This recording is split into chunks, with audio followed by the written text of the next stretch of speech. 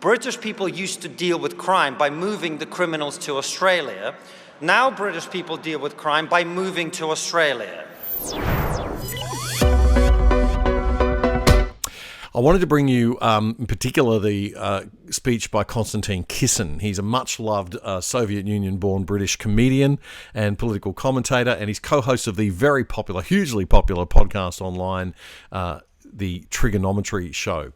And his warnings about the illiberalism of woke ideology, the tyranny of identity politics that we've all been living under, are very, very well known to his fans. His opening speech at the first ARC conference a year or so ago absolutely went viral all over the internet, and he was back for more serious comedy this year. I love this country, and I say so publicly, which is how you know I still haven't integrated into British culture. Last time we were here, you might remember I opened my speech with this quote from Alexander Solzhenitsyn. I bring it up because it's still true. Just want to stop it there for a moment and really ponder and show you that quote from Alexander Solzhenitsyn that Konstantin Kisin shared with the crowd there. Now, Solzhenitsyn died in 2008 at the age of 90. He had won the 1970 Nobel Peace Prize for Literature, and his non-fiction classic called The Gulag Archipelago is a book that's often quoted by Jordan Peterson as one of the biggest influences on him and his life. It was described as a head-on challenge to the Soviet state, and it sold tens of millions of copies all around the world. Solzhenitsyn was a Soviet and Russian dissident and author, and he really did help to raise global awareness of the political repression in the Soviet Union, especially in the terrible Gulag prison system. So let's have a look at that quote together now. The strength or weakness of a society depends more on the level of its spiritual life than on its level of industrialization. Neither a market economy nor even general abundance constitutes the crowning achievement of human life. If a nation's spiritual energies have been exhausted, it will not be saved from collapse by the most perfect government structure or by any industrial development. A tree with a rotten core cannot stand. As one of my many critics after my speech claimed that in quoting Solzhenitsyn in this way, I was comparing myself to him. Now, this is, of course, ridiculous. Alexander Solzhenitsyn spent years in a hard labor camp where he endured a starvation diet, brutal punishments, and a complete deprivation of his liberty. I went to a British boarding school. That's where the similarities end. Kissen went on to say that the tide is turning globally against woke, being led by the United States. DEI, a system of anti-meritocratic discrimination, is being dismantled, not just in the American government, but much more importantly for us here, in the global corporate world as well. Once again, we can dream that our children will be judged on the content of the character and not the color of the square they post on Instagram.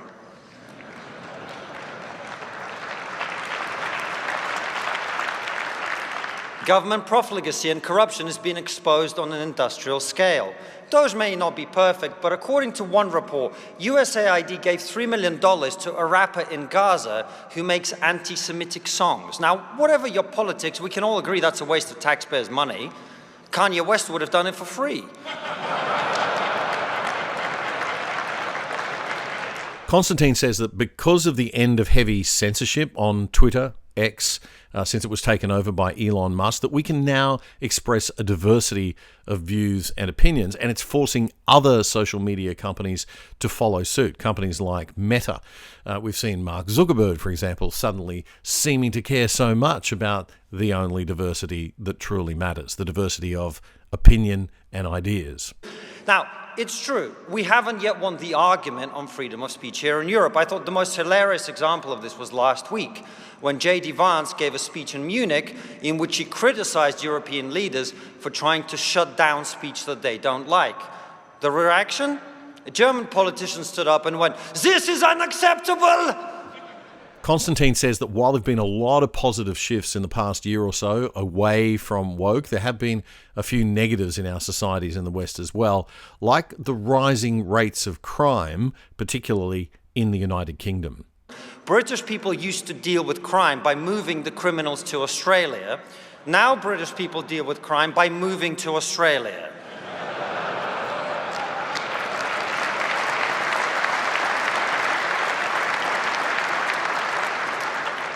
The number of testicular injuries in women's sports is through the roof.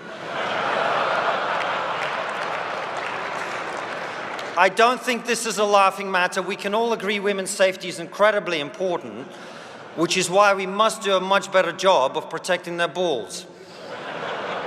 See, it's jokes like that that get me accused of being a conservative. And I hate it when people call me a conservative because I have made many mistakes over the last 14 years, but even I haven't let in hundreds of thousands of illegal immigrants.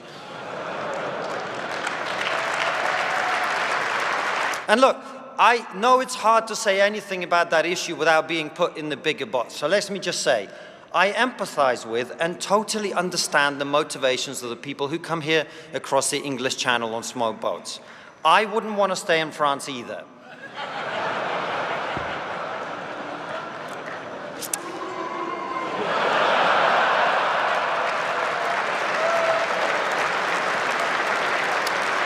See, I lied. I have integrated into British culture. But look, I also hate it when people call me a conservative because it shows that they're missing my point. I don't believe that Western values and the societies they created are great because of an ideology or because of party affiliation. I believe our values and our societies are great because I've got eyes. When I look at the fact that millions of people risk their lives to come here every year and no one is going the other way, that tells a story, doesn't it? I know there's a lot of frustration with the state of this country and much of the Western world, but let's keep things in perspective. Of all the things that human beings have invented over the last 200 years, our culture and its values are responsible for most of them. I'm not saying we have a monopoly on genius. There are exceptions, like COVID. That was invented in China. Oh, it's controversial. Look, I know it's a controversial joke. In my defense, it's not a joke. COVID was clearly a Chinese virus. Hardworking, made on the cheap, and very good at multiplying.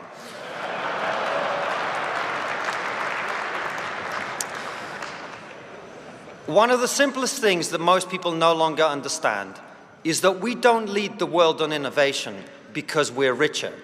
We are richer because we lead the world on innovation. Konstantin Kisin says all of this is at risk because of the danger of us forgetting how we actually got here.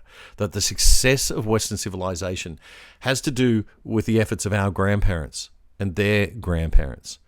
But the current state of young people and others in our societies today, he says, is a bit like the impotent king character from The Lord of the Rings. It's King Theoden from Lord of the Rings who sits on the throne, paralyzed.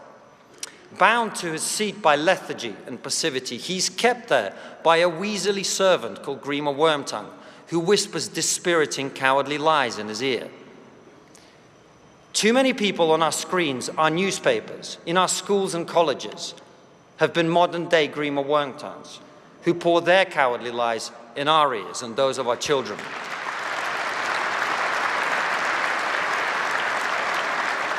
If Grima was alive today, he'd have his own column in The Guardian. We need to admit something very unpleasant. We have been lied to. For decades, people went on TV and told you that your history's all bad and your country's plagued by prejudice and intolerance. I have debated these people many times, and I always ask them the same question. If you were a woman or an ethnic minority or someone who was spirit, gender, or whatever, where would you rather live than the West? And none of them ever answer, because we all know the answer. We are being accused of performing terribly on the very things we lead the world in. A healthy sense of your own self-worth, a self-confidence. These are not conservative values or liberal values. Those are the values of every successful group of people in history. Decline is a choice. And the good news is this: most people don't want managed decline. Most people don't want to be browbeaten and chastised for their history. Most people do not want their children to be poorer than them. And recent election results around the world bear that out. Like him or loathe him, the reason millions of people admire Elon Musk is not his charismatic speeches, stunning good looks, and ill-advised hand gestures.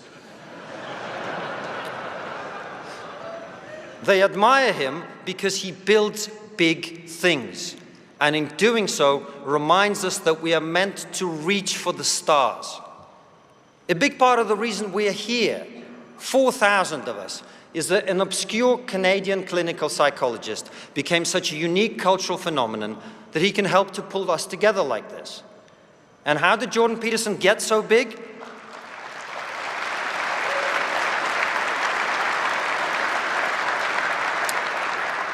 How did he get so big? He reminded us of something that human beings have known for millennia, that if you adopt the attitude that honesty is better than lies, that responsibility is better than blame, and that strength is better than weakness, your life will get better. That's Constantine Kisin speaking at the ARC conference in London last week. He says one of the main arguments that we've got to win is the battle against anti-humanism. That because of a book written in 1968 by an academic by the name of Paul Ehrlich called The Population Bomb, the thesis became very popular that the human population was about to outstrip food supplies, leading to mass starvation and societal collapse. All Ehrlich's ideas became so popular among academics and the bureaucrat class in the West that they still persist today, even though history has proven him to be completely wrong. Human ingenuity has actually enabled mankind to grow and to thrive, and poverty has never been lower around the world. These are actually fantastic times, but you'd never know it. The last thing that we need right now is any centrally managed global mass movement to save humanity because of some disproven academic theory based on a very narrow and limited idea of what humanity actually is and why it is. But the simplistic and foolish ideas of Paul Ehrlich live on today in the climate alarmism and the net zero agenda. At the core of the net zero agenda is a fundamental sense that human beings are a pestilence on the planet. That if only we could stop them reproducing and encourage them to die out peacefully, the planet would finally be safe. This has become so ingrained that many people now say they will not have children because of climate concerns. We must never get used to this because it represents a grotesque moral inversion. The birth of a child is a universally celebrated thing. And at a cultural level, any successful civilization would see more of itself being created as an unalloyed good. What do you imagine happens to civilizations that don't? So we must say, without apology, the solution to climate change can't be poverty.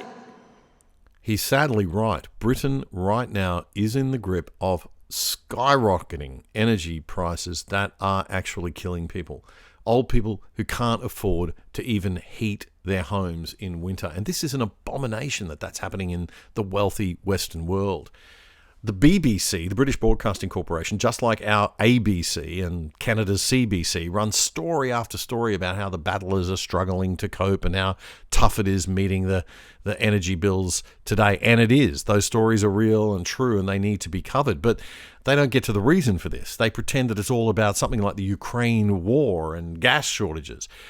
It's actually about the appalling energy mismanagement by utterly useless, ideologically driven bureaucrats who are running our governments. It's about the lunatic ideologies that are being peddled by media organisations like the BBC and the ABC, that humans are bad, that industry is bad, that capitalism is bad, that innovation and free market economics is bad. All that neo-Marxist nonsense that's spewed at our kids constantly through their education and on social media and the mainstream media, that is what is actually killing poor people. And it's not just poor people in poor countries who can't afford to find the energy to, cook a meal to feed their families. It's people in our own developed nations. It's absolutely obscene. And these petty bureaucrats, they seem to ignore, mysteriously, the incredible good, the amazing good that's come from free market liberalism and that Western civilization has achieved in recent decades particularly. You've only got to consider one statistic, and that's infant mortality. Infant mortality alone, to see how far we have come because of industrialization and Western civilization. 40% of us would not be alive today if we had been born before the Industrial Revolution.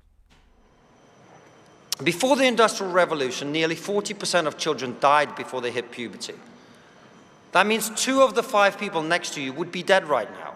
Now, there are a lot of people outside this room who'd be happy about that. My point is, the promise of that better tomorrow is not just a nice thing to have. It's the debt we owe our children. We have to make energy cleaner, yes, but we also have to make it as cheap and abundant as possible. And once we in Europe win that argument, we will finally have the one thing that's been missing: an economic vision that can inspire people to believe that the future will be better than the past. Now look, they asked me to say something uplifting and motivational. I'm Russian, Ukrainian, British, and a little bit Jewish. Those are not 4 groups of people that are known for their optimism and joie de vivre. The other side doesn't get more than $1 billion of taxpayers' money to bring you news from a centre-right perspective like the ABC does to bring you news from a left-wing perspective. In fact, we don't get a red cent from the government. We need voluntary donors and supporters like you to keep going and growing. And we hate asking for charity, so we've done a deal with what we think is the world's best VPN, virtual private network service. It'll keep you and your family truly safe without slowing down your internet speeds, and you can watch Netflix or other streaming services using your regular accounts with them as if you're viewing from any country in the world. And you can sign up for less than $3 a month and get a whopping 83% off the normal price.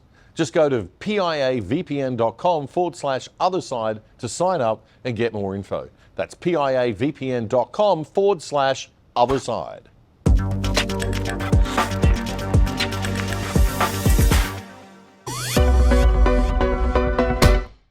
More content when it matters, but only when it matters, so you don't miss a thing. Subscribe now to our YouTube channel at Otherside Oz by clicking the button and the bell below the picture frame. And follow us on X now at Otherside Oz. That's AUS at Otherside Oz. It's free.